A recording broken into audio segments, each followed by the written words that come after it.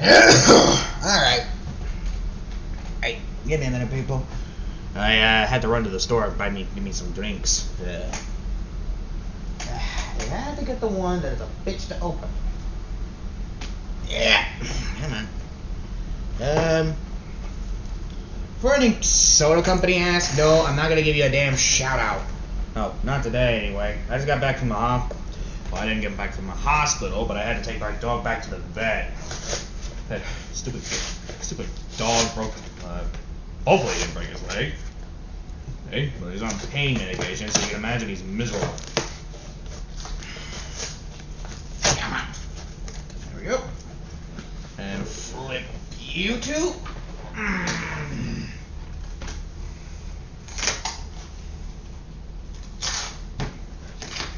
There we go. Alright. Now, if you clicked on this video and you realize how fucking long this what if is probably my the most longest what if I ever done in my career of being a YouTuber. Well,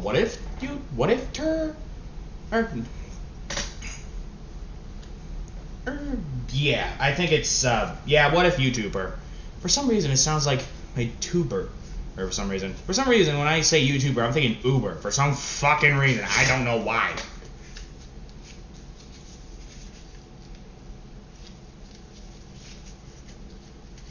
Now, where was I? Ah, yeah. S. A new life and a new what if. Anyway, so yeah, and you realize I've just gone delivering 3 what ifs. Or more, depends on how crazy I went on my vacation. Because, I'm gonna be honest with y'all, when I say vacation, I mean I create more than one what if. That should last me a fucking week. So yeah, I must have been up like over fucking night over this damn thing.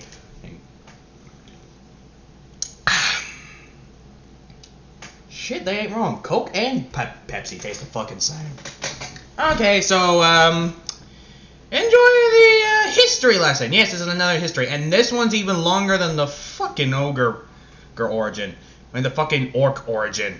This one is the total Warhammer, and you read the title. What if Deku was an ogre?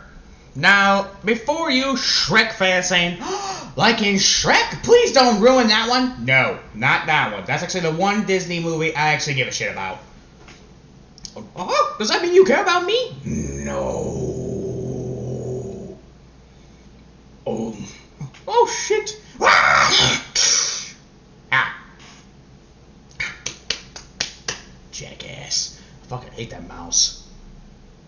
How did he even escape the cage? How did he even escape the cage? Take him back. Next time we could get fucked by my warhounds. Sheesh. Anyway, like I said, enjoy the video and etc. etc. Have fun. You know what to do. Oh, yada yada. Army and tactics. Hello, my friends. I'm Eddie Pride from Milk and. Oh yeah. Shout out to Milk and Cookies TW.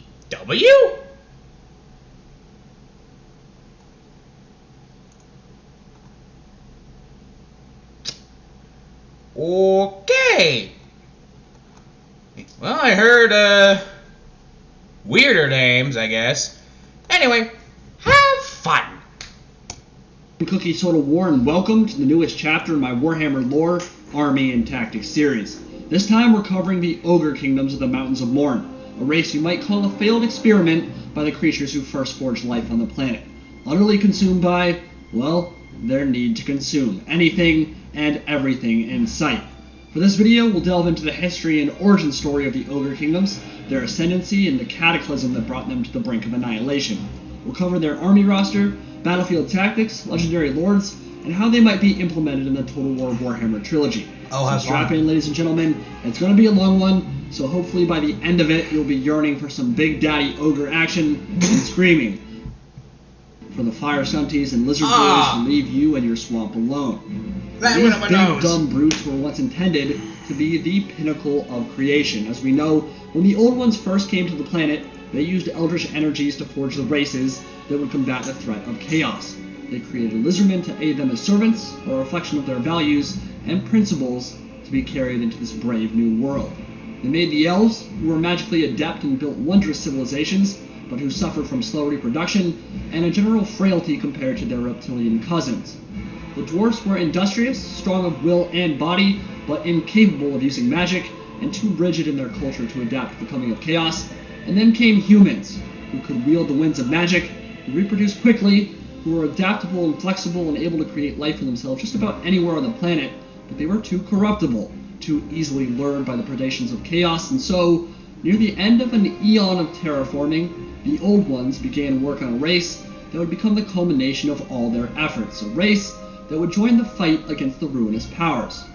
Physically intimidating, hardy and survivable, able to live off the land, and most importantly, especially resistant to the corrupting influence of the Dark Gods. And while forging this literal master race, catastrophe struck, and the warp gates at the northern and southern poles of the planet collapsed, and the common thread that has tied all of these lore videos together was pulled yet again. The demons came, and the Great Incursion began. And all this had a hugely adverse effect on the Ogre Kingdoms, because as the Old Ones were either torn apart or got on their spaceships and noped the hell out of there, this new race was left completely unfinished. Where they were meant to be intelligent and cunning, they were brutish and stupid and ugly. Where they were a physically dominant species, the caloric requirements to keep them moving and fighting were astronomical as well. And in a master race created to fight a never-ending war against ethereal demons, having a creature's every waking thought consumed by a need for food is a pretty massive design flaw, and that element of ogre physiology would only get worse as time went on. So essentially, we're left with a bunch of hugely intimidating, stupidly strong, mouth-breathing mongoloids who end up settling in the far east near Cathay. Each one of their number capable of killing a dozen men in a fight, each incredibly vulgar and hungry in equal measure. And in keeping with the morally ambiguous setting of Warhammer, they have no sense of morality whatsoever, no concept of good or evil or right and wrong, and perhaps the most defining trait of their race, besides their gluttony and desire for food, is the concept of might is right, that a physically strong being can and should take whatever it wants from those beneath him. And so their conquests and numerous atrocities aren't based on any real sense of malice or corruption, nor a will to wantonly cause pain or death, but a simple need to eat and expand and wander the world. And wander they did, in an epic exodus from their traditional stomping grounds, a diaspora that covered much of the known world, and quite a bit left completely uncharted. If you think a race entirely composed of monstrous infantry, huge Ice Age monsters, artillery trains pulled by woolly rhinoceros, and butchers that would make even Pudge squeamish sounds awesome, then the Ogre Kingdoms are probably the race for you. Their magics are powered by the Great Maw itself, an ancient terror and patron deity of their kind. Their monstrous cavalry can make even Chaos Knights and demigods piss themselves, and the charge of their armies is a literal avalanche of destruction that few races can withstand. So, let's talk about their story, which begins after yet another epic Old Ones failure. I mean, you'd think a race of godlike hypnotoads would have finally figured it all out after a millennia of perfecting their craft, but yet again, with the ogres, they failed, a powerful but hopelessly flawed species that could resist chaos, but not carry the torch in ending its influence forever. For many thousands of years, the ogres lived to the far east in the land of fertile grassland steppes on the borders of Cathay. They lived a nomadic existence, not unlike that of the Mongolians of our world, and with no natural barriers to divide the two kingdoms, trading and cultural osmosis was inevitable. Try the new $2 cheesy double beef burritos, now at Taco Bell. Do I look like I care about food? They were certainly a race of below-average intelligence, but they nevertheless learned the usefulness of metalworking for weapons and tools, and they learned the secrets of fire, which would later form an important pillar of their worship and their deities.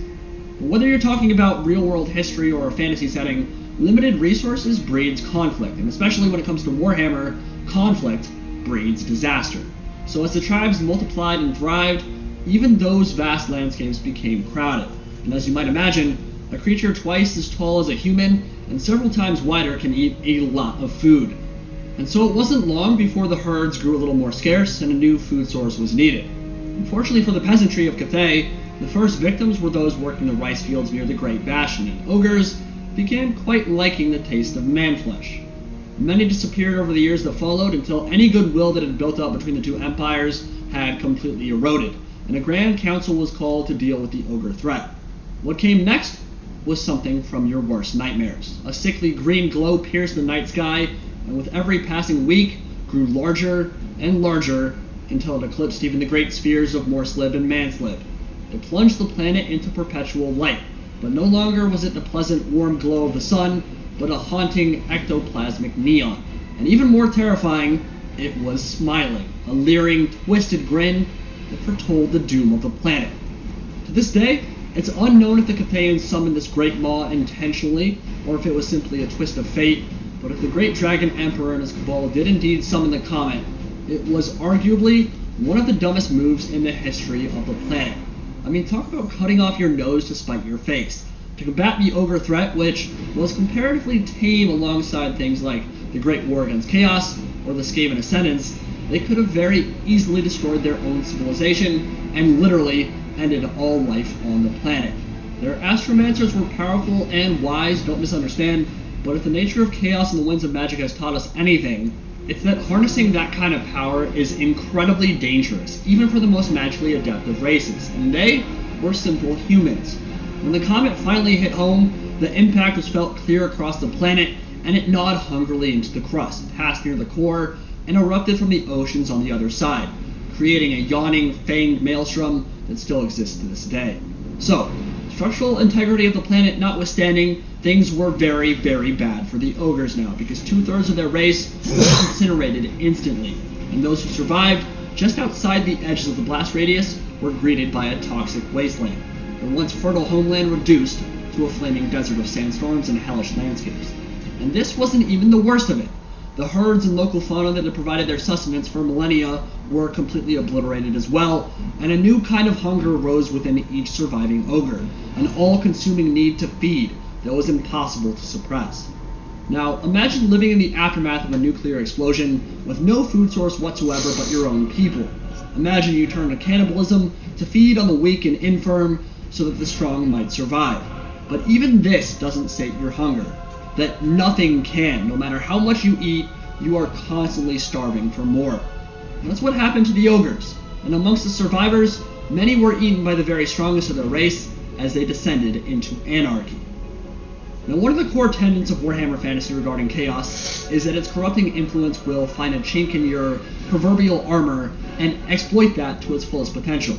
So a somewhat righteous man who enjoys the male and female form just a little bit too much on the weekend, every so often, could be exploited by Slanesh and his pursuits of pleasure more easily than those of the other gods.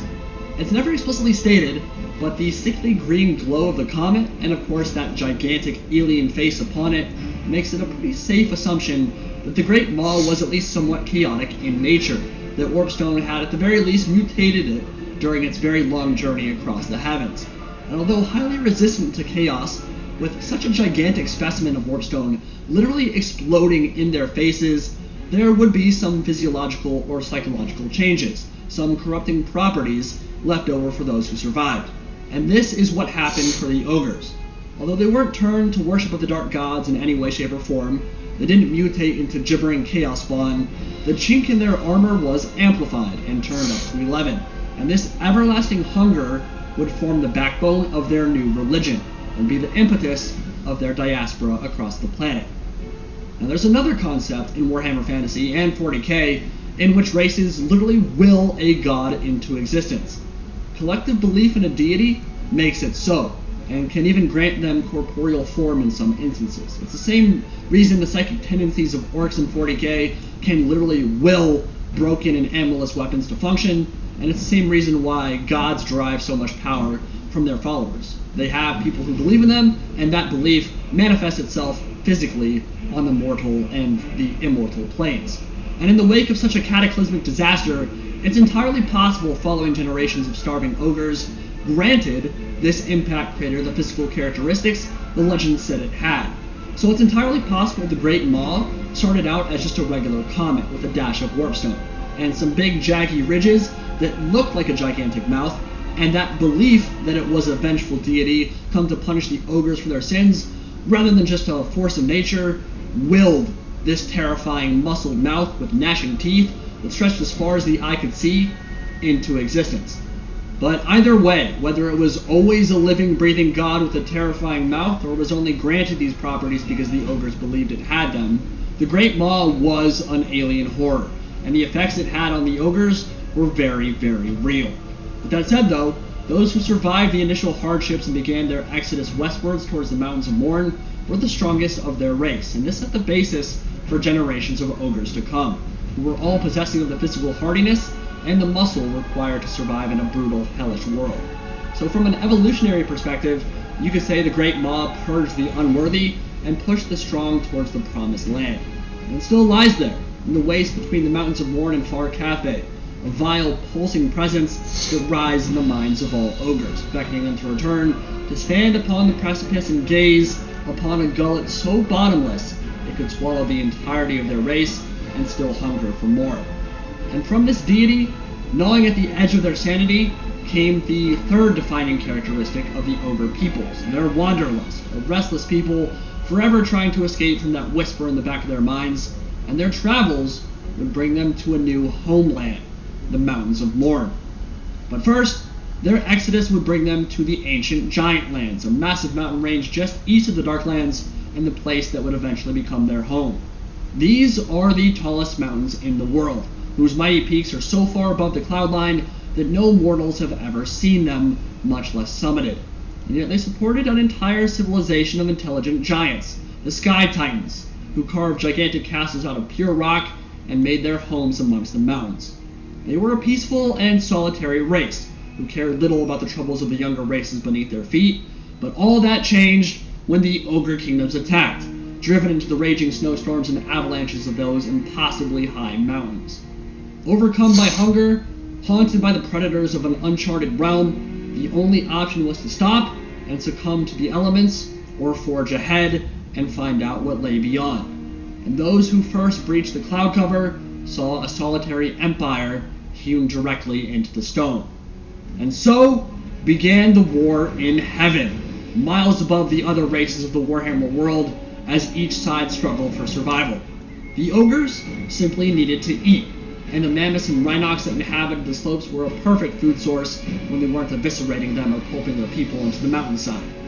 If we know anything from Total War Warhammer, it's that bringing a mammoth down is no simple task, and they won't be eaten without a fight, and they gave a good one.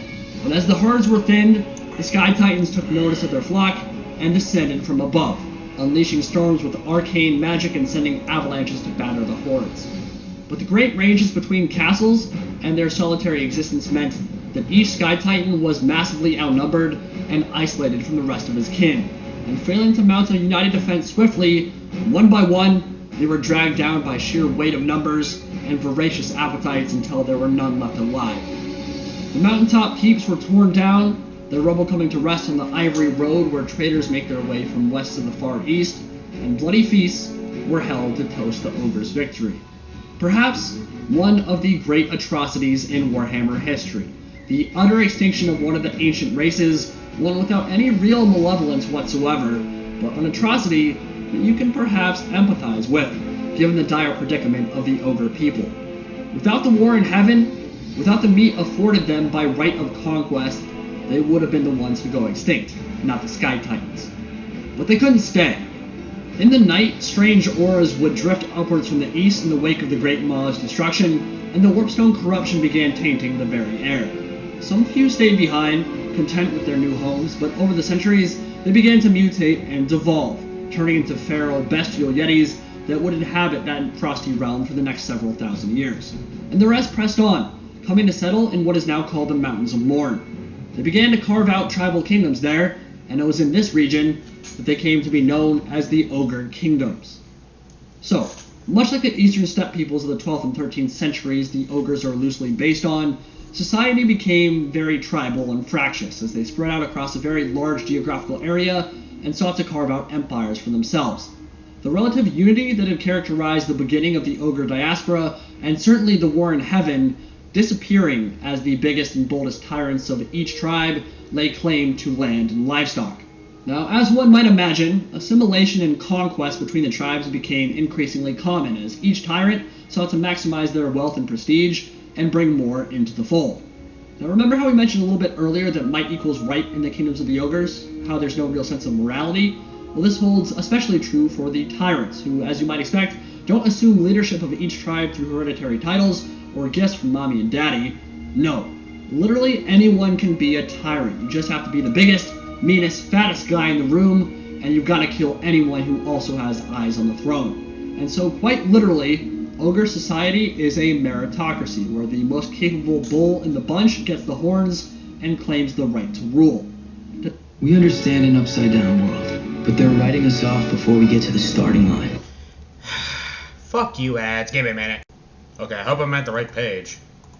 Dissension in the tribe is handled swiftly and very brutally in what is known as a guts-out challenge. If you don't like the way a tyrant is ruling, if you challenge his ideas on anything, you must be prepared to fight him to the death, and this is usually carried out in a ceremonial duel where each ogre removes their gut plate and the winner will be disemboweled so the other can feast on his innards. And it's really important for me to explain the importance of ogre guts here because they are literally everything that is holy amongst their race. Their stomachs are the be-all and end-all, representing physical health. Ironically, the fatter you are as an ogre, the healthier you are. They represent social health, spiritual health, and pretty much any other facet of life you can think of. And their physiology is actually quite a bit different than humans as well. Their skin is very thick and without many nerve endings, so they can take a ton of punishment on the outside of their body without much negative effect, and their vital organs sit very low in the belly, protected by thick abs of rock-hard muscle that can grind and crack, well, pretty much anything during the digestive process. Literally, ogres can eat wood, tree bark, metal, horn, hooves, and just about anything else you'd see on the battlefield with no or very minimal ill effect. And to further protect these vital organs, they wear something called a gut plate, often cast in the shape of the Great Maw or a symbol of that ogre's tribe. So when a tyrant is challenged and a fight to the death ensues, the physical act of removing one's gut plate is a symbolic and incredibly daring gesture that demonstrates how far one is willing to go to take up the mantle of leadership. Seeing another ogre get disemboweled elicits the exact same reaction as a guy in real life seeing his friend get his balls ripped off. Honestly speaking, ogres love their guts more than we love our twigs and berries. I'd venture to guess very few of us actually worship our dicks to the extent the ogres worship their stomachs, and unless you're Johnny Sins, you probably aren't banging enough to compare to the obscene amount of food they put in their bellies on a daily basis. So yeah, guts are super important in ogre society, and as we stated earlier, actually form the foundation of their religion as well. Now, speaking of religion, there are two specific deities that are worshipped amongst the true ogre kingdoms. The Great Maw is obviously the first and greatest, but the second is the Firemouth, god of fire and volcanoes, believed to be the bastard offspring of the sun and the Great Maw, and both play pretty significant roles in ogre society. The Great Maw's mortal representatives are known as slaughtermasters and butchers, second only to tyrants in the social hierarchy of the tribes. They take the role of both wizard and prophet, providing a spiritual connection to the being that almost ended their race millennia before. Ogres believe that the best way to channel the energies of the Great Maw and calm its boundless hunger is through the act of ritual feasting, and it is the butchers who lead these gory celebrations. On the battlefield, it's much the same. The chopping and consumption of specific body parts acting as fetishes allow butchers to specifically target an opponent's weaknesses or bolster the strength of their allies. And in this way, gut magic is actually quite a bit different than most of the other schools we've seen in the trilogy thus far, because those will actually channel the winds themselves. Gut magic directly calls upon the power of a god and channels it through these shamanic fetishes, kind of like voodoo, and in so doing provides a more direct link to a deity than perhaps any other school of magic. For example, the spell Troll Guts requires a butcher to directly eat the corrosive organs of a troll, but in so doing grants health regen to nearby units. The other deity worth mentioning is the Firemouth, god of fire and volcanoes. The Firemouth is the largest and most powerful volcano at the heart of the Mountains of Morn, and over the long years grew to be worshipped as a harbinger of destruction. Much like the butchers of the Great Maw, the Firebellies rose into the priesthood class of the Firemouth, serving as spiritual avatars of a wrathful deity, and as you might imagine, essentially they're invulnerable to flame, and possessing of a powerful breath attack that can incinerate onrushing hordes of enemies. And it just so happens that the most important battle in the history of the Ogre Kingdoms happened on the slopes of this massive volcano. There are a huge number of threats in the mountains surrounding the Ogre's homeland, from wild Mornfang, Rhinox, Stonehorn, and Thundertusk, all completely capable of eviscerating a fully grown ogre, to some of the other sentient and malevolent races of the Warhammer world. The Chaos Dwarfs, the Hobgoblin Khanates, and Dawi occasionally made incursions and sparked conflicts between the races. But the Greenskins, Black Orcs in particular, forged a particularly fierce rivalry with the ogres that lived there. And it all kicked off when one of the greatest Black Orc wars in the history of the planet began, under the leadership of the biggest, greenest, and meanest Black Orc war boss in the Far East. Orc Ironskull had earned something of a reputation for slaughtering entire tribes of ogres, and he knew how they fought, he knew how to beat them, he knew how to goad them, and he was smart. A lot of people think of orcs as these very big, dumb brutes, and that's kind of the case for a lot of them. Certainly true for the majority, but if Greenskin lore teaches us anything, is that the rare smart ones, that know when to drop the Gork, and know when to drop in a little bit of Mork, those ones are the ones that typically form the most successful walls in history. There's something especially unnerving about being ambushed, outflanked, and outsmarted by a bunch of big, green, stupid football hooligans on shrooms, and Skarsnik and Azag are two prime examples, and so was with Ironskull, a Black Orc war boss with disciplined heavy hitters and a penchant for battlefield strategy and tactics in general. Relatively intelligent war boss. And so it was no surprise that he rose as the biggest threat to the Ogre Kingdoms in generations. But this was also a huge opportunity, because it was the first real chance for the Ogres to unite against a common threat since the War in Heaven. This was the time of Trade Lord, Greasus, Tribe Stealer, Drake Crush, Gate Crasher, Hornmaster Goldtooth, the shockingly obese, known informally as Greasus Goldtooth, the fattest and most powerful leader in all of the Ogre Kingdoms, and the current Over-Tyrant, Lord of all Ogres. He had come into power by eating his own father, a very common occurrence of generational violence where an ambitious son attempts to usurp the throne, and the Goldtooth tribe was already the richest and most powerful in all the lands, so after crushing a few Stonehorns here, a few Ice Drakes there, and de-arming a few giants during wrestling practice, he wanted to unite the tribes into one of the most terrifying armies the world had ever seen, and Urk Ironskull's Wa gave him a perfect excuse to do so. But not only was the Black Orc war boss smart, he understood the importance of symbolism, and he understood the fear the ogres had for their two primal deities. So, rather than choose a battlefield in a more accessible area, he force-marched his Wa into the heart of Ogre Kingdom's territory, onto the slopes of the Fire Mouth itself, where he chose a very defensible position, but more than that, it was an attempt at psychological warfare. If the ogres could be beaten on their home turf, on one of their own holy sites, he could break their morale and hold over the region forever, and possibly even sever the connection they had with their gods. It was a risky gamble though, because by picking such an important holy site, it meant the ogres would be that much more likely to unite against this common new threat. And unite they did, under the banners of the Goldtooth tribe, in a throng of man-eaters and iron guts, butchers and Mornfang cavalry so vast, their march could literally be felt in Zarnagrund, almost 1,000 miles away. The tactics were pretty simple. The Greenskins would count on the standard bull rush of the ogres up the center of the slopes, crashing against an unending tide of goblins, while hidden Black Orcs and Boarboy cavalry on the flanks would snap shut like jaws from the east and west in a steel trap when the moment was right. So the ogres were pissed upon reaching the battlefield, as you might imagine, with the Greenskins' Wa essentially dropping a deuce on their front lawn in sight of their gods. And ogres typically aren't that disciplined. They're stupid, they can be tricked and duped easily without good leadership. And so, all the lower level tyrants immediately sprinted for the mountain, wanting the guts and glory that would come with leading that charge up the hill and ending the Greenskin threat for good. But Greasus wasn't stupid. He roared for them to stop and called a war council so that everybody would be on the same page before battle began. And his tactics were just as brutally simple. Allow the Wa to charge downhill, but instead of sending ogre, bulls, and iron guts in first, rely on the Great War Beast, the Mornfang cavalry contingent, the Thundertusks and Stonehorns, to form a wedge and punch through the ranks of goblins, rout them quickly, and create space for the ogres to dig in and receive the charge of the Black Orcs. And in the beginning, this tactic worked even better than anticipated.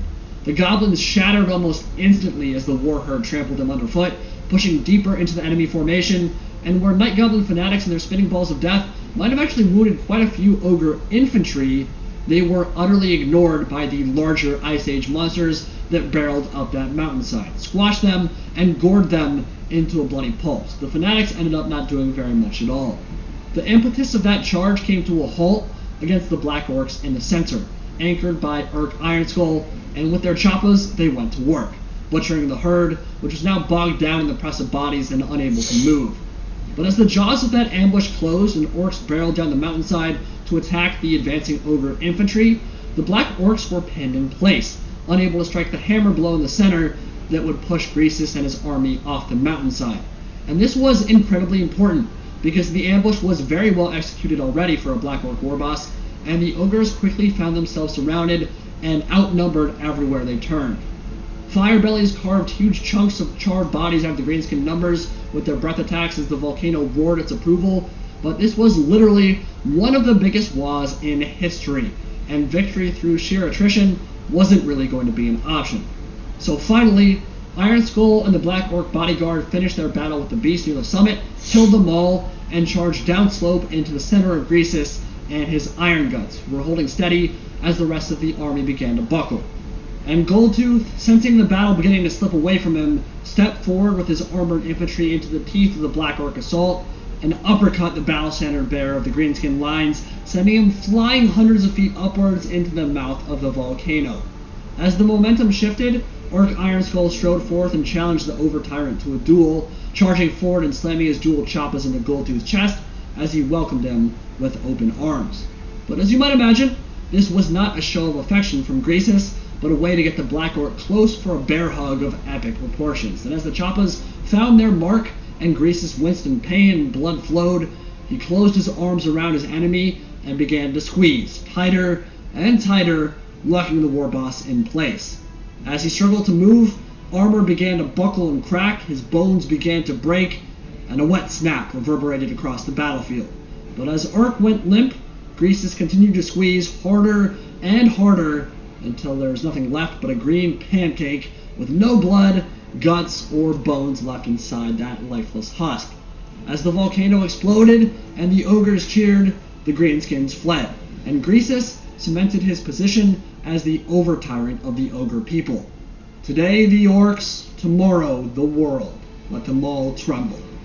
Now, unfortunately, ogres are completely illiterate and are really dumb, so they have no written record of their race and their accomplishments. So instead, they have a strong oral tradition, as stories are passed from mouth to mouth at the feasts that mark a conquest or special occasion. This obviously leads to a very spotty and untrustworthy record of their people, though, as ogres are boastful by nature and quick to embellish a story as wildly as possible. Separate that by a few generations, and you can see how easy it would be for their collective beliefs of their people to manifest themselves in something like the deities of their race. The Firemouth very likely was not a god at the coming of the Old Ones, but as stories were told of its explosive power and belief spread, a consciousness grew within the mountain until myth became reality. And a large component of this oral tradition are the big names and titles that accompany those of particularly high stature. You already heard of Trade Lord Greasus, Tribe Stealer Drakecrush, Gatecrasher Hordemaster Goldtooth, whose titles were all earned through incredible feats, but this is common throughout the kingdoms, where ogres will continuously try to take down the largest beasts or win the most contests in the fighting pits to increase their reputations. One who has successfully hunted fearsome Rhinox might be called Rhinox Hunter, while a wrestling contest with a giant might lead to the title Giant Breaker.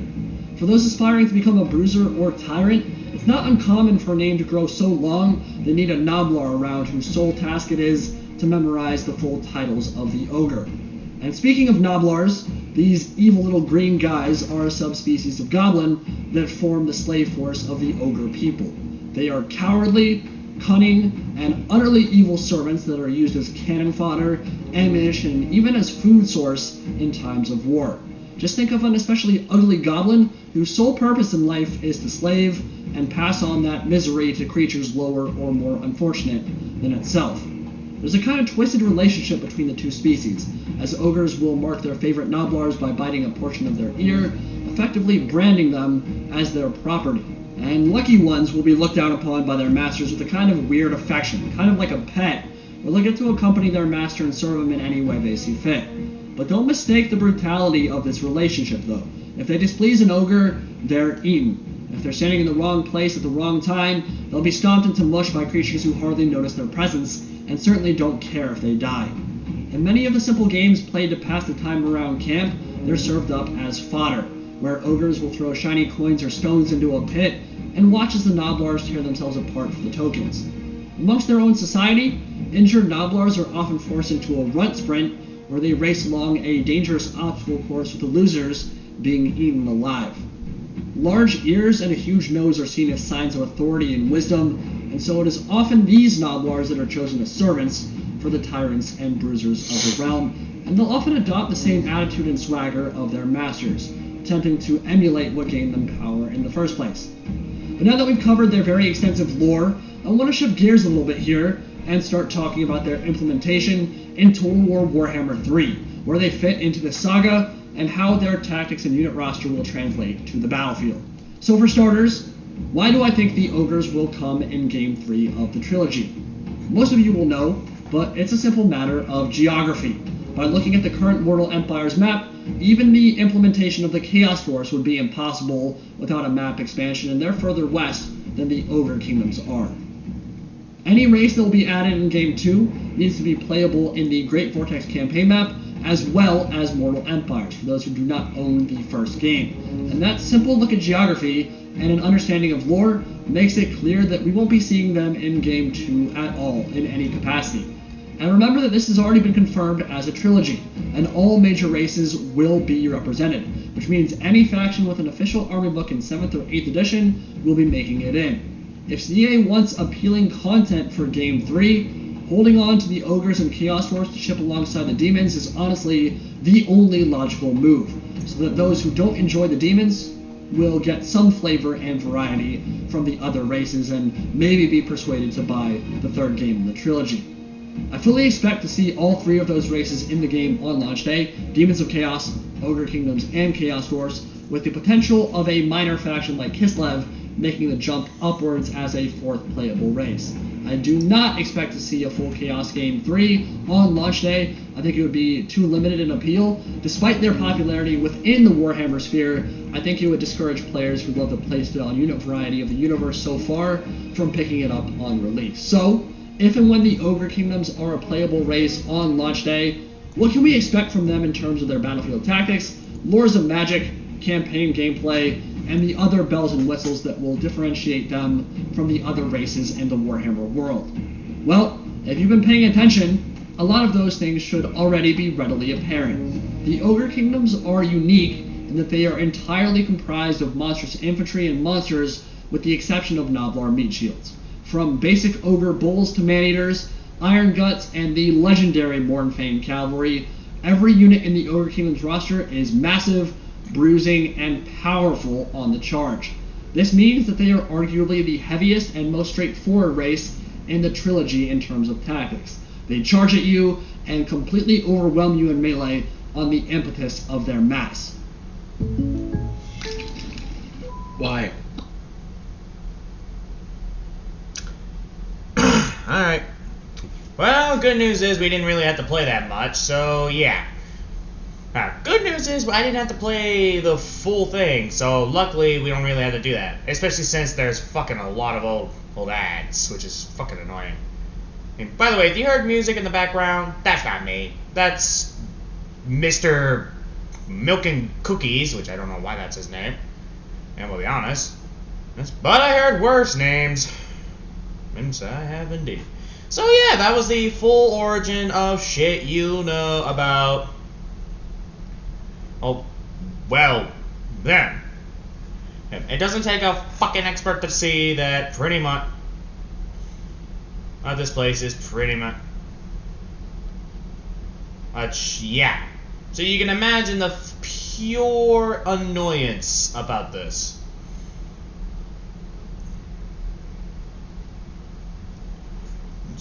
So pretty much this incident pretty much went up Izuku. Izuku is none of these guys. He's actually a member of the Tusk clan, mostly those people who ride animals, or have animals, mostly because Izuku does not give two shits. As a matter of fact, Izuku does worship the Great Maw, but he prefers not to be in clan, mostly because he thinks it's just plain as stupid, because he knows that his clan is probably gonna get attacked, gonna get killed and all that. So pretty much he just rides his Stonehead. Now, in case you don't know what the fuck a Stonehead is, because you probably never played Warhammer,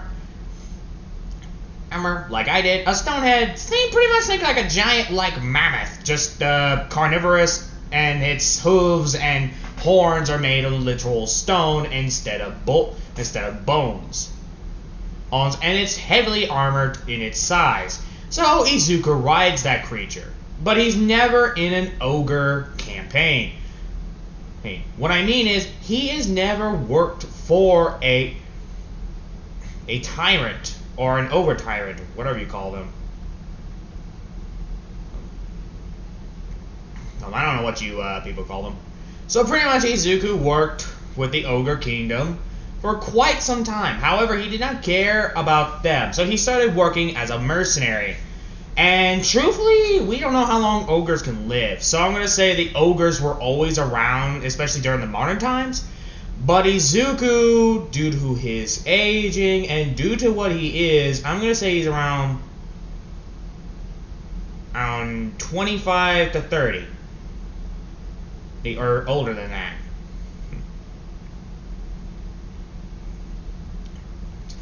So you can imagine the pure annoyance.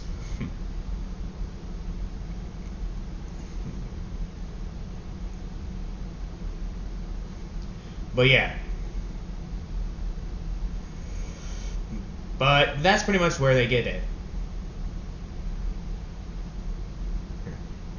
So pretty much you know where they go. 24/7, because like I said, because they are always moving.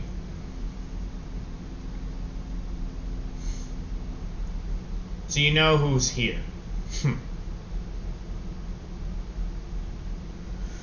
So you imagine pretty much when Izuku left, his over tyrant was not very mad, because mostly people follow their own wheels. And besides, Izuku was not really everyone knew Izuku as pretty much as not someone who follows, not without full set of proof. And Izuku was not planning on really doing any of that BS anyway. So he left to find his own ways, mostly to find a new life and see where life takes him. Mostly, he didn't really give two shits about anyone else. He just went wherever they went. And after a couple of while, Izuku became well known among the factions of ogres, among humans as well. Mind you, this is the modern time, and ogres mostly kept themselves secret, mostly because they knew that they would get their asses whooped. They're stupid, but they're not that stupid. We all know that.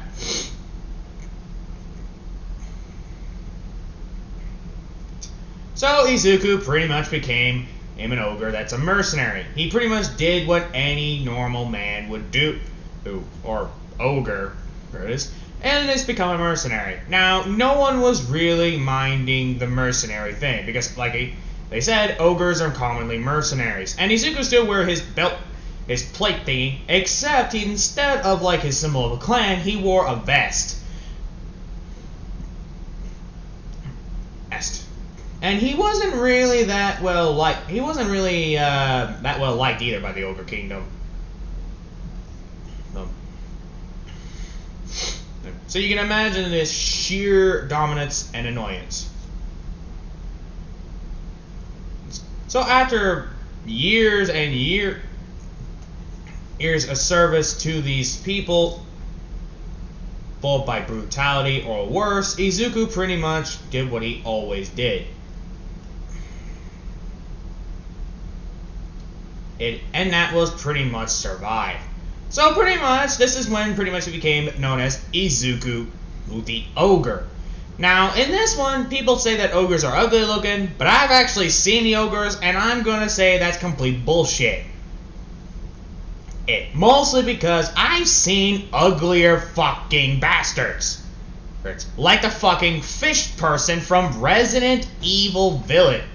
Which, now that's ugly. Okay. And let's not forget the fact there's also Nemesis. No offense, big guy. Okay. Sonic. Yes, I'm saying it. Fight me. I think that thing is ugly as hell. Well, I don't know how you find that ugly bastard cute. Although it could be because I have a dark and fucked up mind. Oh well. Well, now pretty much after that, Izuku went to, I'm gonna say, Japan. Now he has his stone head, and his stone head is pretty much just waiting outside for his master to get done eating. Because he's at a because he's at a brothel. Well, and he's just eating, and he pretty much gives enough money that the bastard who owns the brothel can literally retire. Yeah. And surprisingly, he has a little bit of manners. He uses a napkin, which is very, very rare for ogres. Does he wear clothing? Somewhat. Like I said, Izuku wears a full-on vest that protects more than just his belly, but his belly is a little bit more protected because, like they said, that's where all that shit is. They may look fat, but that's actually just pure fucking muscle. They're like sumo wrestlers. Wish I had that appetite. I'm more curious. I'm glad I don't have that appetite. Sheesh.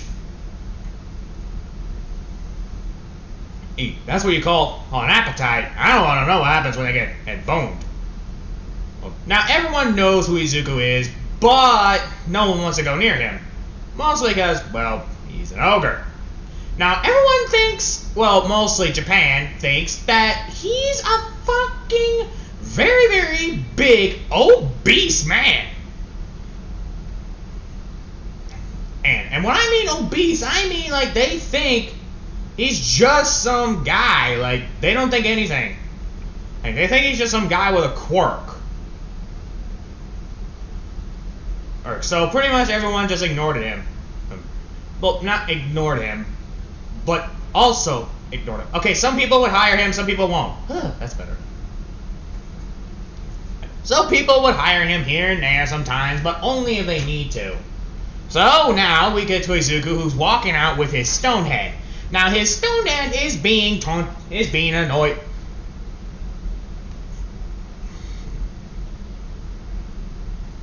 So you can imagine the sheer annoyance that Izuku goes through.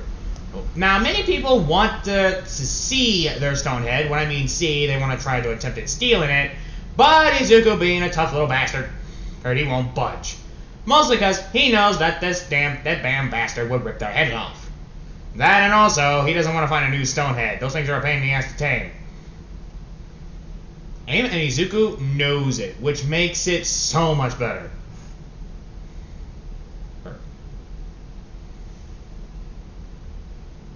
Now, when Izuku pretty much cleared his entire atrocitus, yes, and when I mean atrocitus, I mean literally just was eating some food and pretty much minding his own business. He pretty much moved on and pretty much went on his stone head, took a mercenary contract because they've been popping up a lot lately. Even Izuku started thinking that these mercenary contracts are going freaking crazy because mostly, well, you know, normally normal people wouldn't really do that much.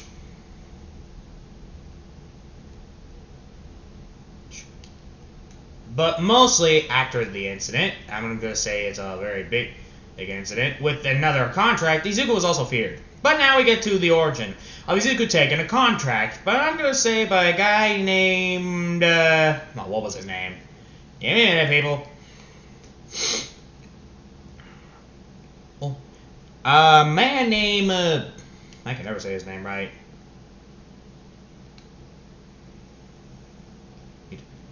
Jonkin?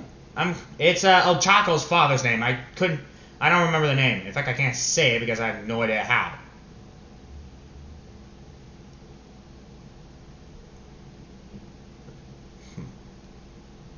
So, after that incident,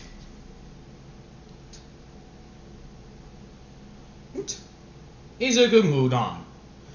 And Izuku pretty much has been accepting these contracts from Chaco's father, who I'm going to say is a very rich man. And before you bastards say, no, it's not going to be a straight what if, I told this in my last video, I'm only going to do straight what ifs once a month. And lucky for you all, tomorrow, actually no, not tomorrow, the next day will be your fucking straight what if. But until then, you're stuck with these gays, so deal with it. So after pretty much grabbing as many contracts he could, because like I said, it's going crazy, Izuku's now becoming well known by them. So we don't actually start off with Izuku, I changed my mind. We start off at UA. These villains are getting out of control. Well, a random hero says, mind you. This is when we look at Nezu, who is pretty much, well, Nezu. True, and we've been getting numerous reports. Suggestion? Training? More training? We've been training. That's all we do. We've been training, and we've been doing a lot.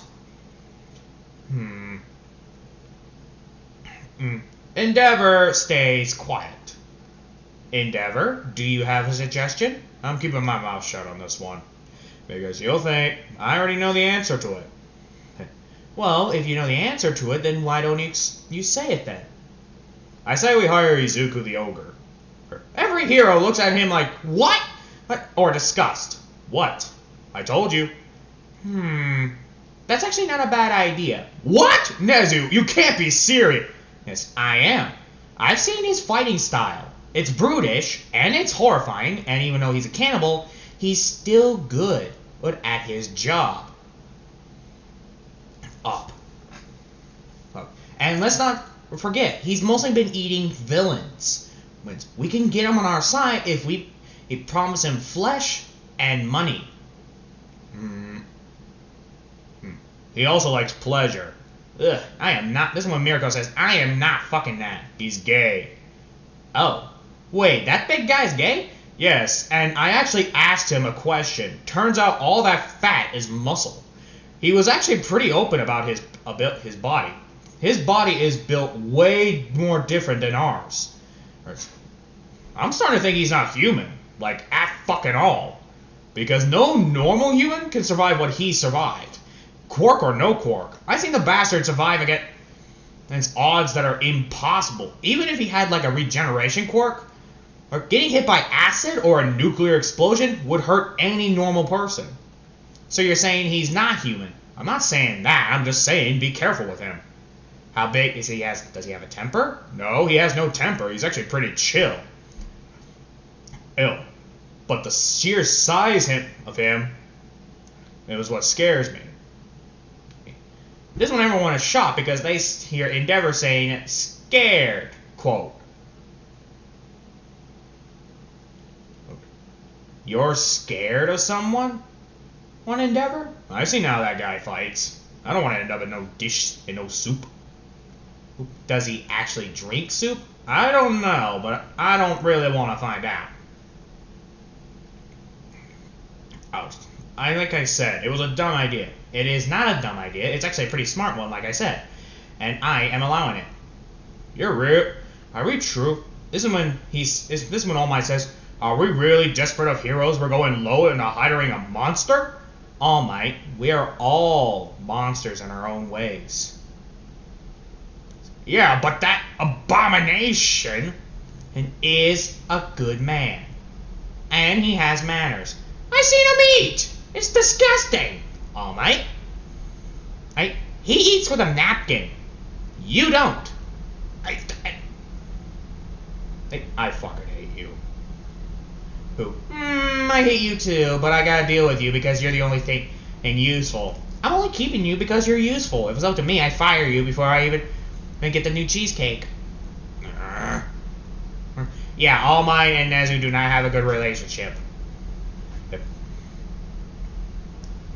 But after that incident,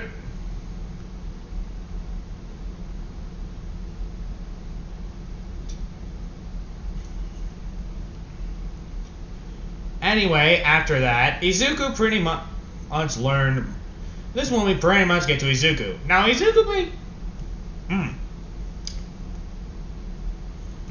Sorry about that. I burped a little bit. Now, what was I? Oh, yes. This is when Izuku said. When this one we get to Izuku. Now, Izuku owns a phone. But luckily for them, he wasn't eating, because he would have been eating first before he answered that. Pretty much, he's just drinking something until he gets something. Hello? Ah, yes. Is this, Izuku the Ogre? That's me. What do you want? I would like to hire you. Okay. Hey, if I'm gonna be hired by you, I need to know the money. How much you paying me? $12,000 a day. You sure you can afford that? And that's a load of money. Now you got my interest. Why do you want to hire me? We're UA Academy. I bet you heard of us? The Hero Society. Yep, you heard of us then. I've been hired by your hero counselor, Lord. What? This one you just belch it. Ugh. This one Nezu says, damn, that's a belch. Even he was intimidated by that. Oh, that's just fucking depressing. Anyway, with Izuku, I'll be back to Nezu. Anyway, like I said, I wish to hire you. There's been an increase of villains lately. I noticed. Been getting more contracts for them than normal. Normally I would get the normal 1-2 contracts here and there, but now they're just popping up like bloody... These sandals. You sure your heroes are doing their job? Why you?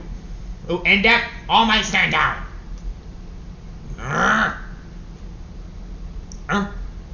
All might.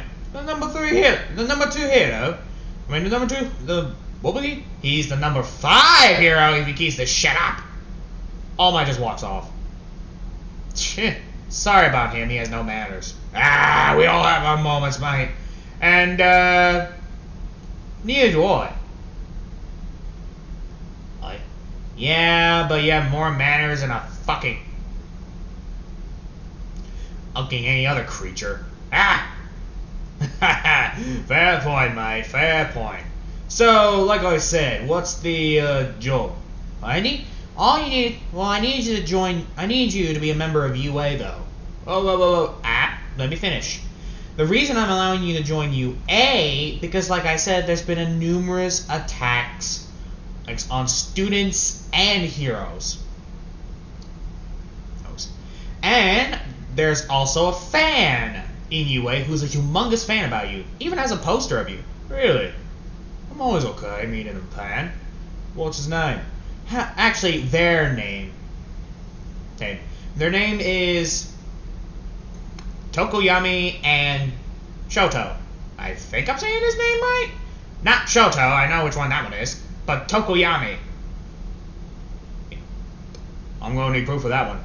Here you go, you two. Hi. They say in a nervous wreck. So you two are fans. Thanks. So how you two boys do? Pretty good. So, increase of villainy. But, I'm gonna need more money than that. What else can you give me? We can give you the best sex of your life. Nezu gives him a look like, whoa, that was a deal. Ew. Put Nezu back on the phone. Nezu says, hold up a minute. Seriously, you two? I thought you were joking on that deal. Nope. Oh, nuh-uh. Okay. Hey, that was bold of you two. Endeavor just gives his son a look like, yeah, bald. That was right in front of heroes. Mirko's thinking, well, that's guts, I'll give him that.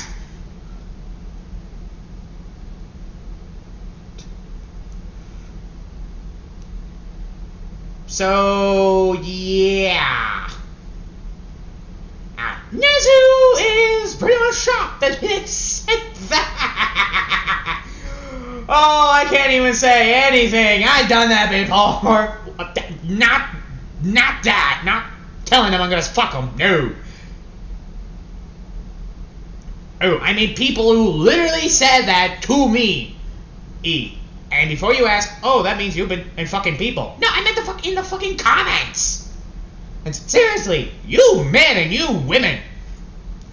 Man, sheesh. Even though you women can't take a fucking no thank you for an answer. Or, like, seriously.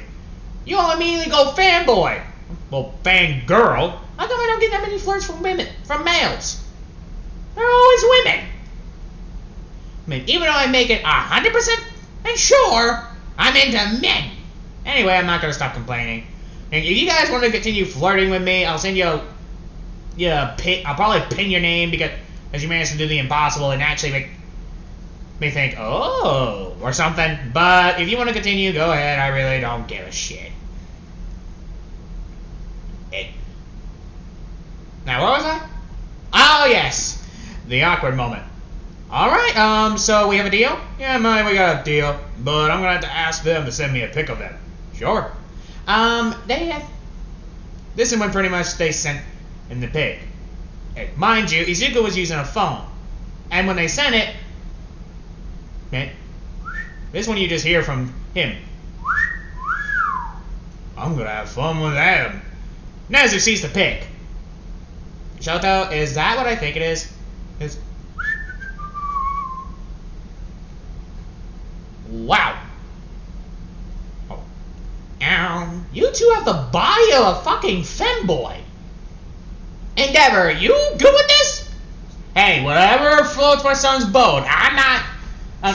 I mean, I wish he had better taste, but there are some good-looking people who are better chubby.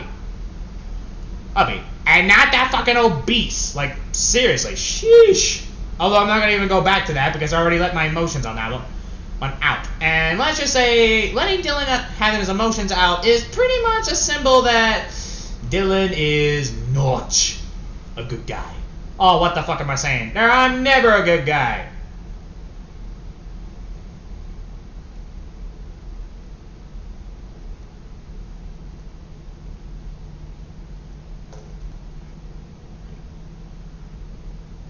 So pretty much after the incident,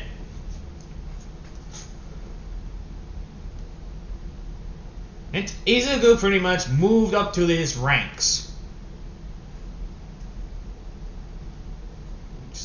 And pretty much got there, and he didn't even hesitate to try to not get there. He just went there, got there, and was ready. Like, he was ready. So when Izuku got there, because he rode his stone beast, he saw Shoto and Tomohaki? Yeah, I think I said Tomohaki. Was that his name? Yeah, Tomohaki. I hope I said. I think I accidentally said Nejiro. Did I accidentally say Nejiro? Yeah, I think I accidentally said Nejiro. I must have, because why else? But anyway, I meant to say Tomohaki. I think you both know who Tomohaki is. If you don't, he's that. I hope I'm saying his name right because it's been a while since I've done a ship on him. Like a long time. And Tomohaki. Okay, give me a minute. Pause break for 1 quick second. Okay, I'm back. Yep, Tomohaki. Now, where were we? Oh, yeah. The starting of slaughter. Oh, what the fuck am I saying? Not the starting of slaughter, the starting of fun. Because when Izuku got there, he pretty much just sees them. Mind you, like I said, he wears a full-on fucking armor. Now, his armor is similar to Fallout 4's heavy synth armor. Yes, I'm pulling Fallout 4, and plus that's the best armor I could think of that could actually protect him, so fight me.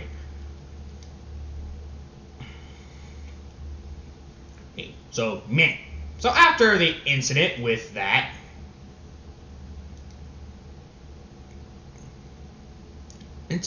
Izuku pretty much walks in. Now, every hero does not like the idea of Izuku being in there. Like, literally, he hates the idea of being in there. Like, a lot. In his mind, in their mind, this is just beyond bullshit in their minds. Because not only they had to deal with a cannibal, they made a deal with a cannibal.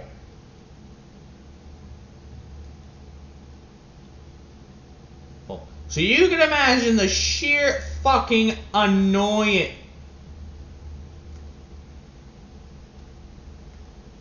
that they are angry about. The fuckers don't even see the problem in this. Like, they really don't.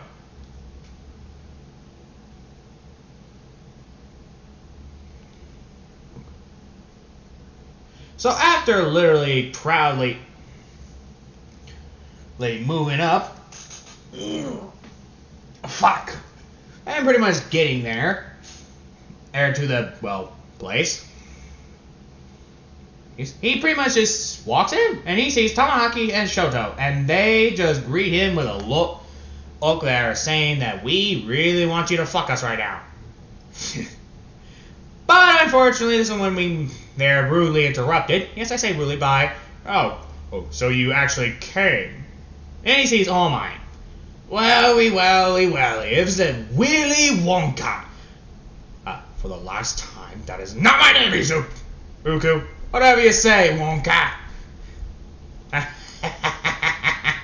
This is when Shoto and this one Nezu says, wait, you know this guy? Oh, what was that? I fucked his husband. Wait, define fuck. Let's just say, I was actually hired by his boyfriend. And can't remember the bloke's name, but he knew how to give a good blow. So pissed him the hell off. What's worse, I just found out today. And I still love him too. Don't worry, mate. He said that was a one-time deal. So you don't have to worry about some stupidity bullshit. Besides, I'm looking at two femboys right now. So, before I start fucking them to the point where they have an orgasm, mind telling me what type of job I'm doing? Mostly just protecting Class 1A, which these two are in for right now, actually. Tamahaki is no longer part of the Big Three, and Shoto is, these two are now your pleasure dolls. They still will be here, even though they don't want to be heroes anymore, and they're okay being your fuck toys, which I don't get why. We're fans. Fans will do anything for their heroes. You see this guy's a hero? He has better manners than you, All Might. Okay, how does he have any manners? He belched out the phone. All Might, you let one rip when no one's looking. In the boys' bathroom. It's a bathroom, that's what we do. Not that bad. Oh yeah, I actually had that one time. That's some right cheese. Oh, you have no room to talk. Fatso, thank you. That is not a compliment.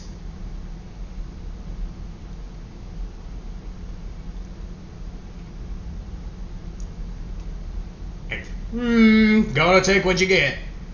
That makes no sense. So anyway, who am I guarding? You're guarding Class 1A. They've been mostly targeted. Why? Mostly because of the kids' quirks. He explains all their quirks. Wow. Okay. Watch. Oh, by the way, please don't eat a certain student named Katsuki Bakugo. Oh, he has a short mouth. Small lad, stony lad, and pretty much yells at the top of his lungs. Looks like he's the king of the world or something. That's the one. Don't worry, I dealt with people worse than him. I have patience to deal with kids like that. Especially a certain person I know. Yeah, remember Greasy Goldtooth. Goof? Ugh. By the way, what is that? He points at Izuku's stone head. Oh, that is Hope. She's a good girl.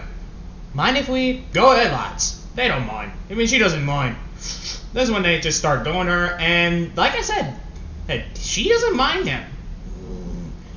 Looks like she likes you too.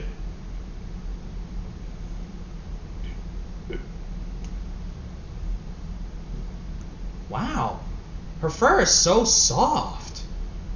Yeah, a lot of people want to eat it for some reason. Why? She's adorable. Well, Izuku's thinking, that's a first. Also, they call her a monster.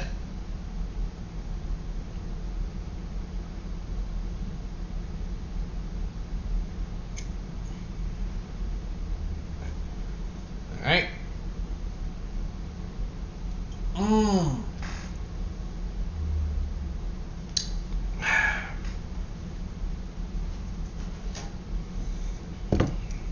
Give me a minute.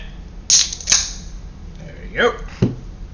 This is when Izuku says, well, anyway, mate.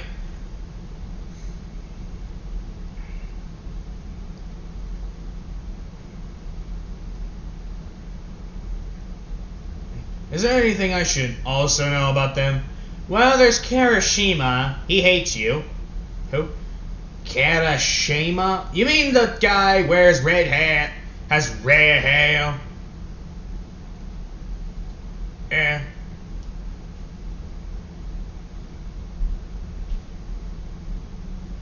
Yeah, something. Yeah, that's the one. Yeah, I met him. You met him? Well, met is a word I would use, but yeah, I know him. Him? Is he still mad that I fucked his fathers? You fucked his fathers. That was the payment. No, he just doesn't like you for some fucking reason. He thinks that you're above the hero society. I'm being paid by heroes right now. How is that being... you people are weird. Yeah, I'm saying it right now. No. Yeah, we're weird, unfortunately. And there is nothing we can do about it, unfortunately. You're fine, mate.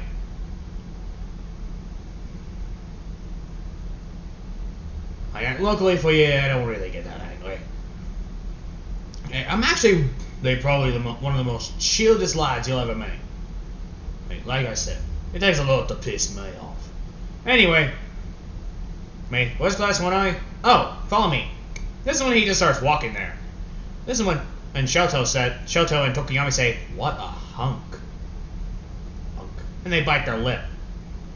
This one Endeavor says, normally I support this, but come on, you two, show a little bit of dignity and try not to act dominated.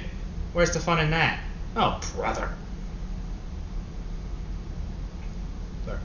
What's next? You're gonna want him to... What else do you want him to do? Cream pie you? Don't answer that, Shoto. Oh, I think we both know that's what I want. Both of us. Oh, brother. This one, this is when they just get there. So, this is the place? Yep, this is the locate. This is class 1A. Hey, this is when he knocks on the door. Shit. Aizawa, you in there? Wait, Aizawa's in there? Yeah, it's open. Aizawa! Holy fuck, Izuku! How you been? Not dead yet, mate. Look at you, you're all grown up. Oh, and you gotten fatter. You know me, mate. Hey, you two know each other? I've hired him a couple of times, and we had a couple of pints. You knew him, and you didn't say a thing? One, you would have denied it back then. So let me get this straight. In all those gangs that you took down was actually him. Why? Like Endeavor said, he's a tough son of a bitch. It's also, he has something called a fire belly. Fire belly. What's a fire belly? This one Izuku, who says, you got any oil or vodka? This one he's given wine. Wine? What are you, bitch? Bitch? No, I just get drunk easily. Fair enough. And he drinks the whole fucking bottle. Yeah. That's my whole fucking bottle! Well, that was literally a 2-gallon bottle! I know, mate. We might want to step out of here for a minute. And he walks out, and immediately he grabs a match. I mean, this is when he just burps, and immediately fire comes out.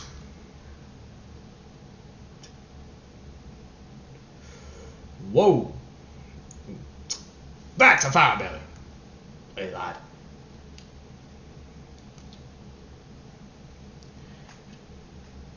Oh, Shoto, did you know about this? Oh, I knew. And you didn't say anything. You wanted me to keep a secret.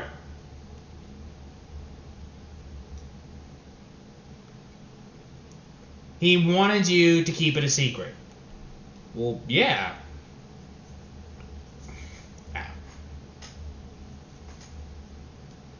He wanted me to keep it a secret. Okay. No more secrets from me. Got it? I can't promise that.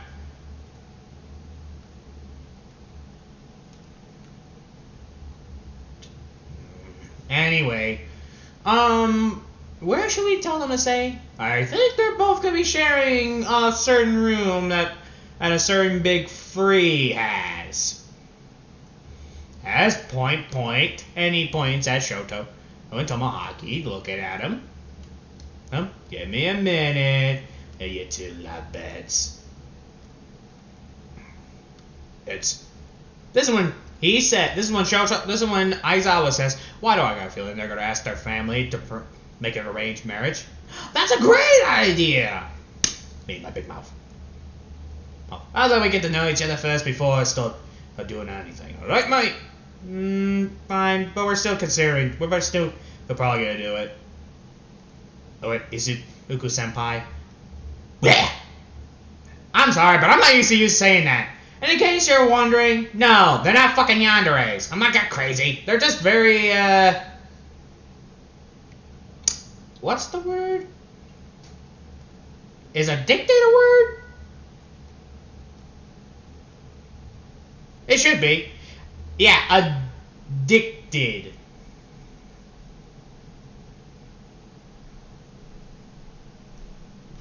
To these, certain two. I mean, these two are just certain addicted to them. Which Izuku does not really mind that much. But he can do with that. But pretty much he's not that even mad at it. Like, he's okay with it. He doesn't give a shit.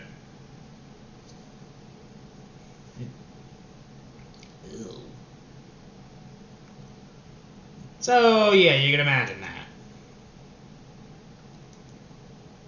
Now, where was I? Oh, yes. This is when Izuku just says,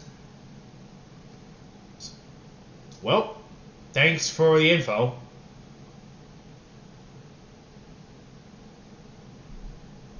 Yeah, no problem. After explaining everything to him, because like I said,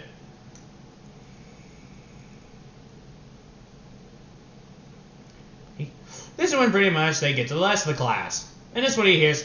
This one when Class 1A just looks at him in pure horror or pure disgust. Because like I said, they don't like the idea of a frickin' certain ogre in here. Especially since Izuku has a reputation. This is when Ida says, Nezu, I don't mean to disrespect your wishes to having help, but why him of all people? Oh, Nick lived in my hood that. And I'd be a millionaire. Well, we need the help when we can get. And plus, he's good at what he's doing. And also, he's a freaking tank. He's fat! Nah, thank you. He's just gonna take that as a compliment. Okay, he's skinny. Double thank you. Izuku, you really don't have a good reputation. Hello, Bon. Okugo. Yo, what's up? Huh? What? Wait. He acted too nice to you. Do you know him? Well, yeah, I took care of his daddy issues. Daddy issues? Wait, what daddy issues? He managed to convince my dad to not leave my mom. And he got my mom's attitude normal. Is she still drinking? And, no, she actually stopped because she was worried that you might pop up right behind her and try to eat her. Yeah, that sounds like I would do that. Anyway, this one pretty much say, so, do they stay at home or... No, they have dorms. This one, Shoto and Tomahawk says, we'll take you. Wow! Oh, and they just drag him. Izuku's thinking, damn, these two are strong. Oh. After literally doing that,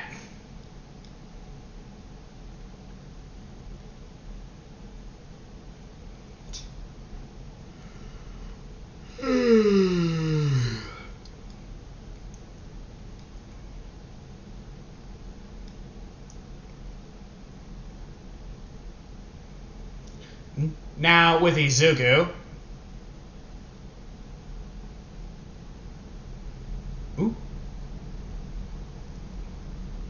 who is just, well, you know.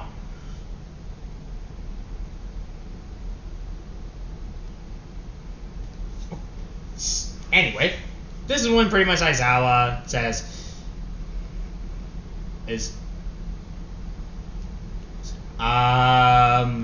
so whose idea was this time? Endeavor? Yep. Endeavor thought it'd be a good idea to hire this guy.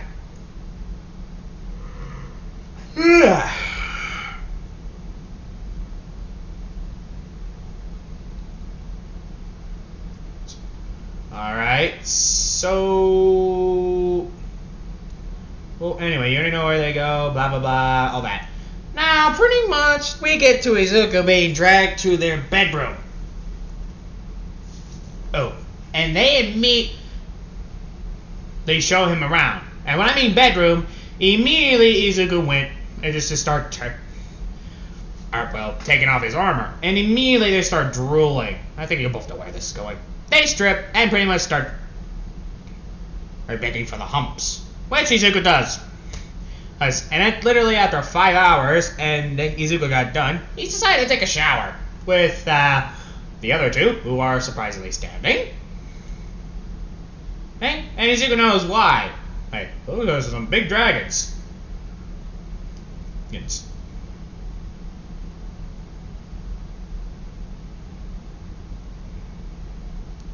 But after that incident, in class when they walked in just in time because they were just done. And pretty much this is when they just hear from him. Get the fuck off me. Hey, what was I? Oh yeah. Izuku said, oh, okay. Let us get, okay, this one, Kirishima says, okay, let me get one thing straight. I don't like you. Ooh. The only reason you're here because Nezu hired you to be here. We all hate you. Really nice. Okay, Bakugo doesn't hate you, which is the first. What? You're supposed to hate him. Why? He's a nice guy.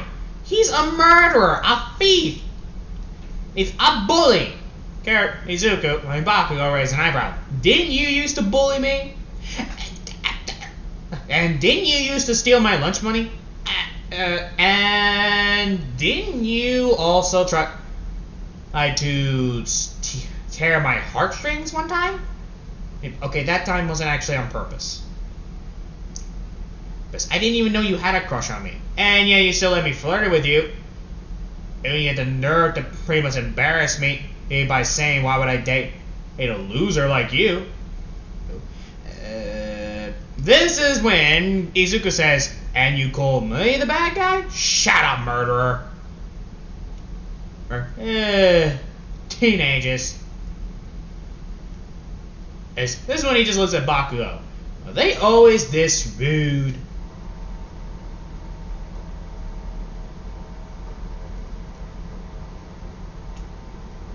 Only all the time, especially when people he doesn't know. He's a bully. Like, hey, you bullied me one time. You bullied Kirishima when you bullied Ochako, my ex-girlfriend. And which I don't know why you so brutally dumped her. am going to be honest, it wasn't my idea to date her in the first place. Hey, that was a forced relationship. That you put me in. And I just wanted you to be happy. By forcing me to do the Humpty Dumpty with someone? That doesn't really scream that you're looking out for me. That's just showing me that you just want me to suffer. But I don't. Right. And the time that you thought it was a good idea. To literally, he tried to convince me to flirt with Endeavor. But Izuku just looks at it at Kirishima. Huh. That's called a jackass. Shut up, murderer. And plus, didn't you also bully Dinky for having his quirk?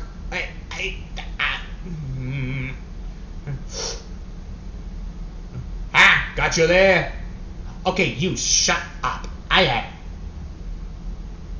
you have fucking no right to talk. Fuck. You murdered people for a coin. Like, you raped people. No, I didn't. Yes, you did. Kirishima, raping is someone fucking someone against their will. They ask me if they want to be fucked by me, right? Big difference. Okay, right. What's the bigger difference then? Like I said, mate.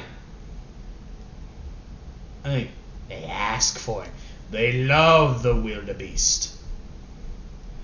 I think it's probably smaller than a fucking pencil sharpener. This is when Kirishima and this is when Shoto and Tokoyami say, hey, actually that thing's bigger than a frickin'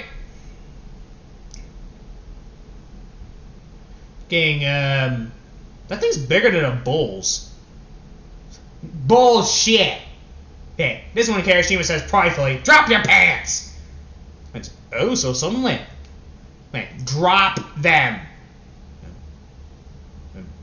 You want me to drop them? In front of people? That's kind of gross. Why don't we just show in the bathroom? This one, Ochako says, actually, I'm a little bit curious myself. And plus, half of us are either gays or lesbians. Seriously? Yeah. Who's the straight one? No one raises their hand. Seriously? Yeah, we're all either gays or straights. Eights. Huh. And as a matter of fact, I don't think we even have a straight student in this class. Okay, what about bisexual? Kirishima raises his hand. Wait, why did I raise my hand? I'm not agreeing with this. This is what he says. Look, why don't we just negotiate, talk, like civilized people strip.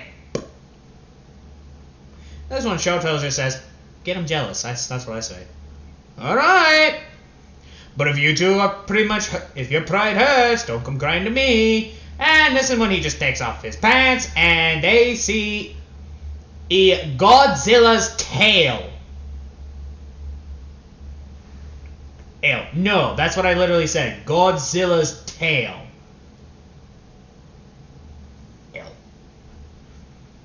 And they are extremely jealous.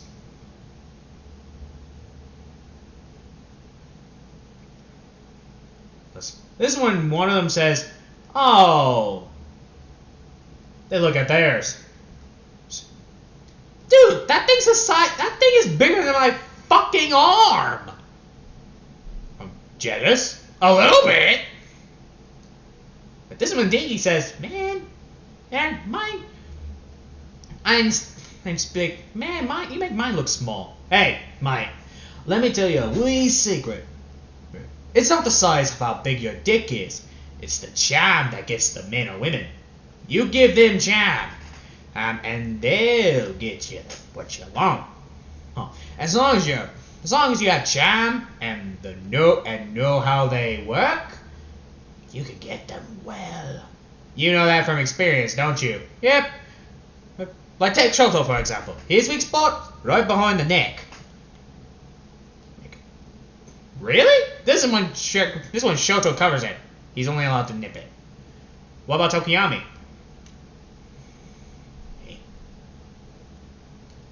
Tokiyami, his weak point is right at the side of it. His little nipples. But he will literally moan like a fucking lady. Why do you think he's always wearing band-aids around them? He blushes, but doesn't say a word. Wow, I didn't know you were... Shut up. Well, it's genetics. I like playing them too much. What? But anywho... Who am I? That's when you just move on. That's how you pretty much get men or women. Cha! Doesn't matter what you look like. You just treat them respectfully and with charm, they'll give you what you want. Especially if it's a woman in heat. My god. They will definitely start asking for it.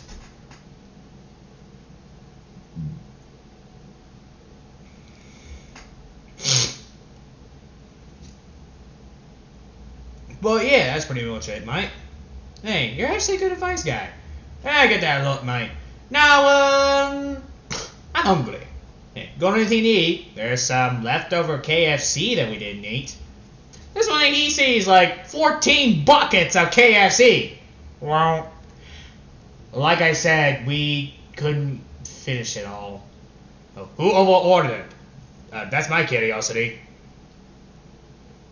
This is when people start raising their hand. I mean, this is when Mineta raised his hand, and we were not sober. Ah! Don't worry, I can eat all this. You can? Yeah.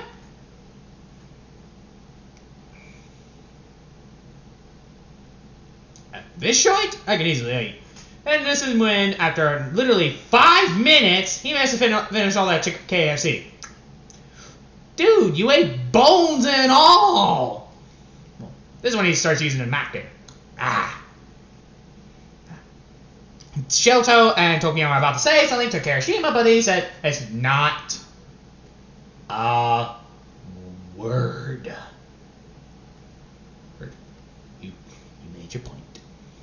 This is when this one they hear, holy fuck! This is when they turn around to see Nezu. You ate bones and all. What can I say, mate? I'm built different. You're built different? Oh yeah, you're definitely built different. But anyway, we have a job for you. Alright, what's the job? You have to kill a certain a rogue hero. Rogue, huh? Why did he went rogue? Something about you killing his father? I don't know. Can you describe what he looks like? Oh, tall guy, has feathers. Tall guy, feathers. Does he have like a bird-like stature? Yeah, that's the one. Hawk? Yep, he went rogue. Wait, isn't he Endeavor's fuck toy? I'm married. That doesn't mean I am a happy married man. So you're okay with Shoto asking you to have an arranged marriage with me and Tokoyami? Wait, what? You just met? You just met him.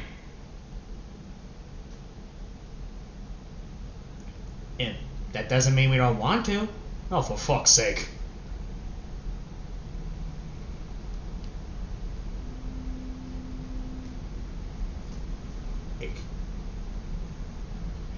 I'll think about it, but I gotta know. You two gotta at least know each other a little more, because I ain't just gonna let you date it. I mean, allow you two to marry him because he has a big dick. Oh, you were there for that? Yeah, I saw it, and now I can't get the fucking image out of my head.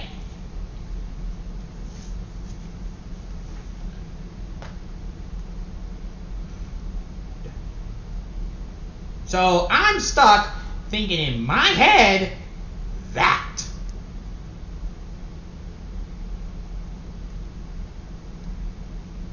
So you can imagine the sheer annoyance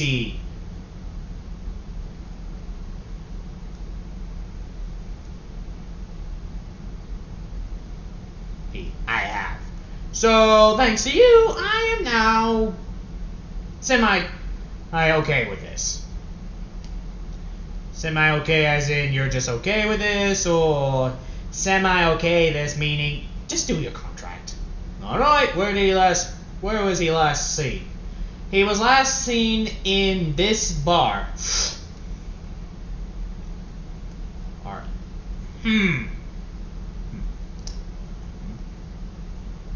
The military pumped up pimp boy.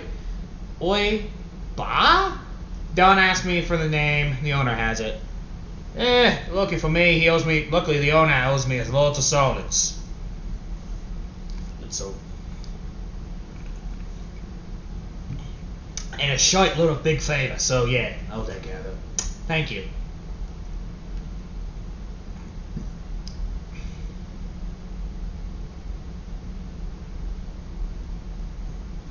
Yep. This is when Izuku starts going.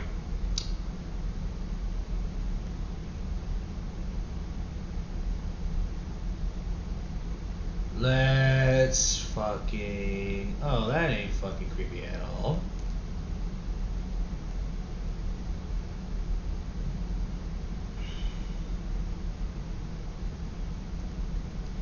Anyway, what was I?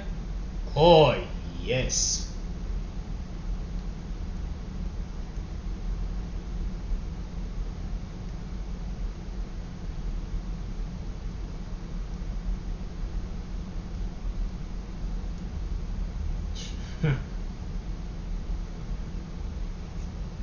Anyway, where was I? Oh, yes. After literally that incident...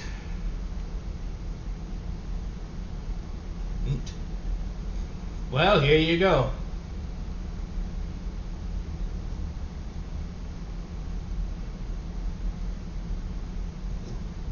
That's pretty much what you're doing. Wait, this is when you get to the bar.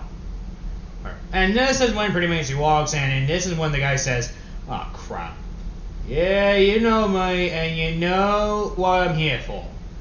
Look, I don't know what you're here for, okay? Oh, you do. Oh, come on, man. I'm calling in that favor right now. Oh, fuck. Alright, ask away. Hey, what are you asking? Hawk, Fulmon's hero. Where is he? Shit, come on, dude. He's one of my best customers. You owe me. I suppose you don't mind me calling your wife, telling you how much you've been... Okay, jackass. As Izuku smiles. Where is he? He went into the old League of Villains base. And where that is... Oh, okay. The old League of Villains base is at Jeremy's Drive. The strip club? Yes, the furry strip club. That doesn't make sense. No one will expect, for some fucking reason, no one would expect a furry to be a bad guy. Alright, thanks, mate. I better not catch you back here again. You will, and you know it. Because I pay well, mate. Fuck, he does. He's one of my best customers. That's which makes it so much more fucking worse. After when they get back. Actually, no, when he gets to the base.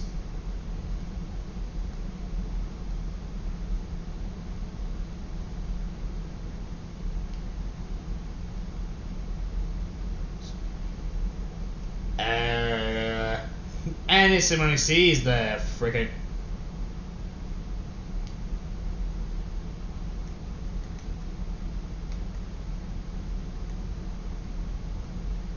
you know. And this is when he just looks at him.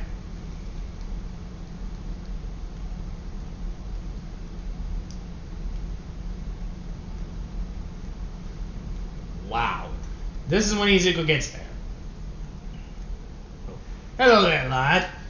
Wait, what? And this is when he sees Izuku with the League of Villains. Hello. Shit, it's the ogre. Or kill him. No need, mate. Wait. Oh, Hope. And this is when this is when Hope, the Stonehead, it goes down and just starts ripping and tearing everyone apart. All for one, literally in the shower, where minding his own business.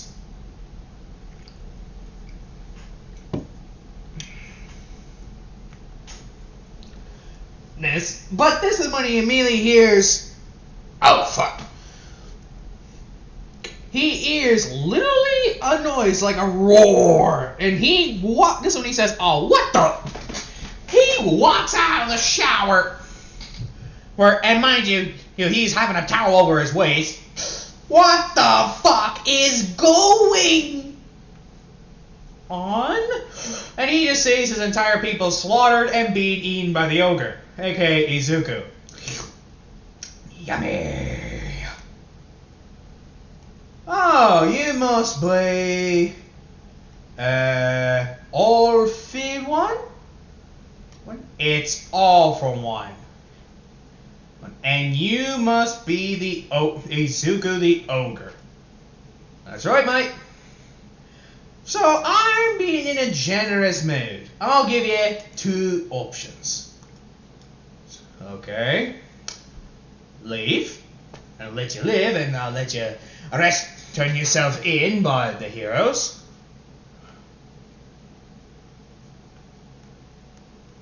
Or die here by being cooked alive. What you choosing? What you poison? Shit.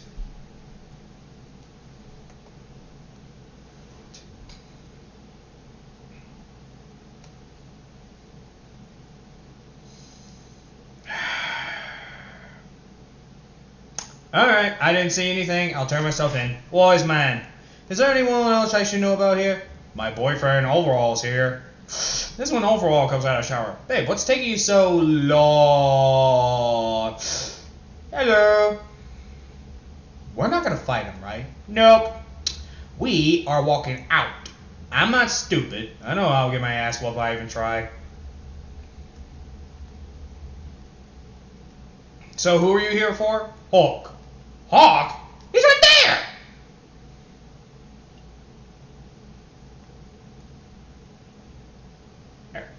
He points at Hawk, who is just hiding behind the table, and he says, oh, really? You're gonna snitch? Hey, at least this snitch is not getting stitches. And this is when he says, hello. And this is when he says, father killer. And this is when he just this is when he just using someone's body and just blocking all the arrows. Lad, you're gonna have to be more specific. I killed the Lord of Fathers. Tall man. And black wings and talons. And he was white. There's a lot of white people with those type of quirks. A scar on the left eye, brown and red eyes. Brown and red. Oh, you mean the former number 5 hero killer?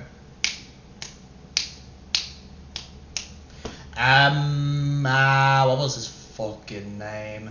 What was his name? Jacob? Jicky?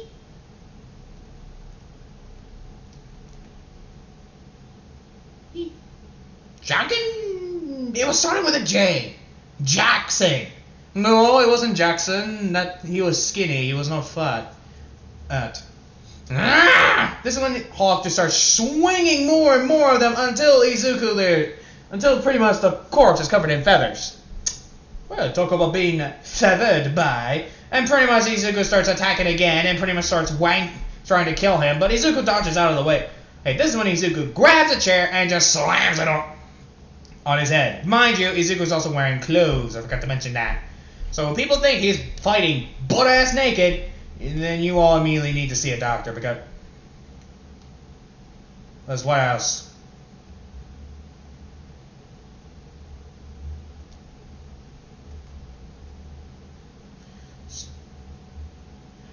Now, yeah.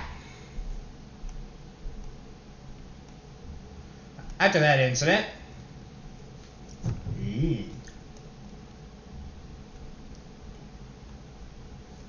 so is that all about you?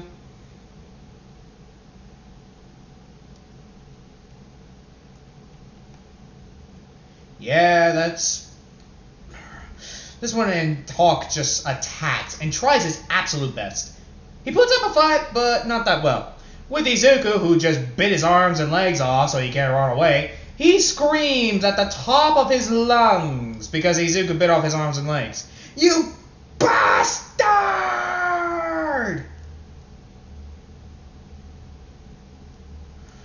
Or I'll kill you!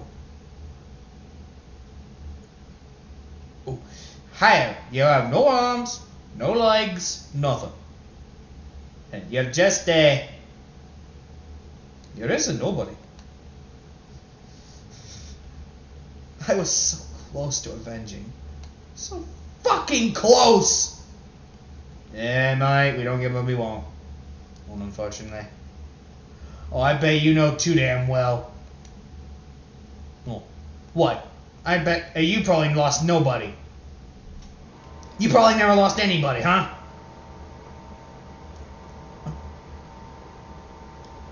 You're just a mercenary who has no honor, no self-esteem. That be true, mate. But I also don't let anger and pride take over me. Because if I did, I would have ended up like you. But I would have been serving the nastiest tyrant, and worse than all for one. Remember that in your head, mate. So take my advice, mate, when you go to prison, or wherever you go when you're extremely wounded to the point where it's not even funny. Honey, just be yourselves, mate, alright? Don't let pride take over you, alright?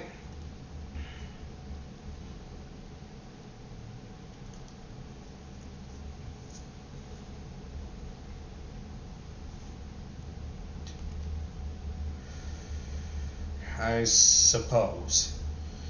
Anyway, mate, good luck in prison, or wherever the fuck you're probably gonna go. And this is when he just, well, walks out.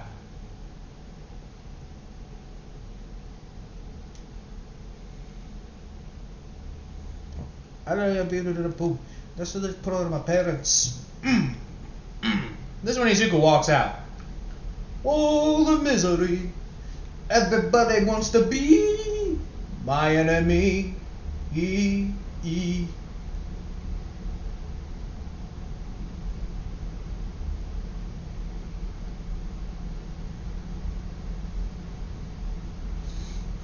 This is when Izuku pretty much managed to get the fuck out of there, and pretty much this is when he just sees, well, the place that he works at. And I'm joking, of course.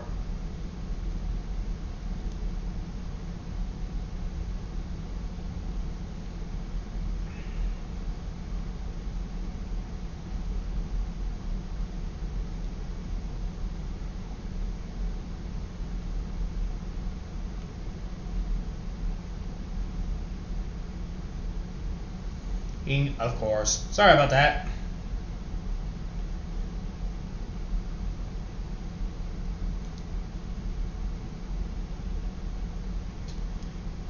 Anyway, after that incident,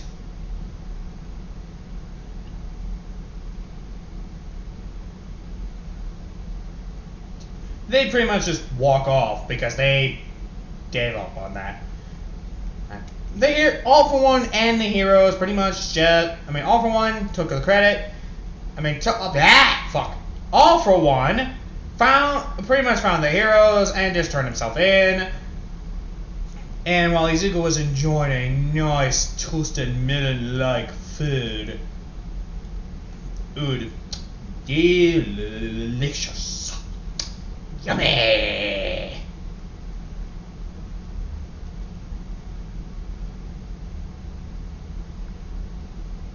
Hey, yum yum yum yum yum yum yum yum yum yum yum yum yum yum yum yum. Then pretty much is when Izuku just walks. Well, he just walks back to UA, and pretty much he just told them where they are and took Hawk back to Nezu, and pretty much Nezu allowed it. And as for a couple of months, where Shoto and Tomoaki, along with Izuku, knew, Izuku arranged the arranged marriage, which Izuku was okay with because right now he doesn't give a shit. And pretty much his rocket has pretty much gotten used to them. And so pretty much, as I say, this is a fine day. Hey, they got married, and Izuku does the one smart thing he knows he can't do: take them to the Ogre Mountain, because he knows that they'll try to turn them into slaves. So he pretty much continues his mercenary thing.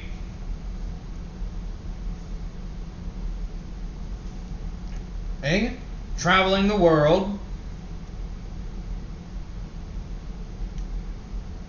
And pretty much coming across, well, anyone else. So that's pretty much it. You can imagine the thing I've been doing. And yeah, that's about it. Oh, mind you, everyone else became heroes. Shoto and Tomoaki did not. They decided to become house husbands, mostly because Izuku knew that they would not want to be heroes in the first place. Endeavor was okay with it. Tokiami's parents were not okay with it. So pretty much due to the marriage, and they literally would get stuff for that, they pretty much knew that it's best not to complain. And so they didn't really complain. Not that much, anyway.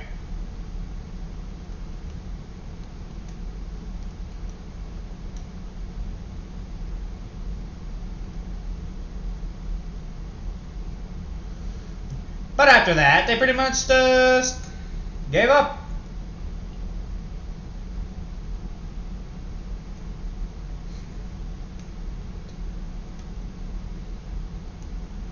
But that's it. That's been pretty much the life of Izuku Midoriya the Ogre. aka the one-shot of What If Deku Was an Ogre? Or Warhammer AU. Like, comment, subscribe to the channel. This is Uncle Dylan Uncle Dylan, God of Chaos, and you know what I do. And I'll see you all in the next vid.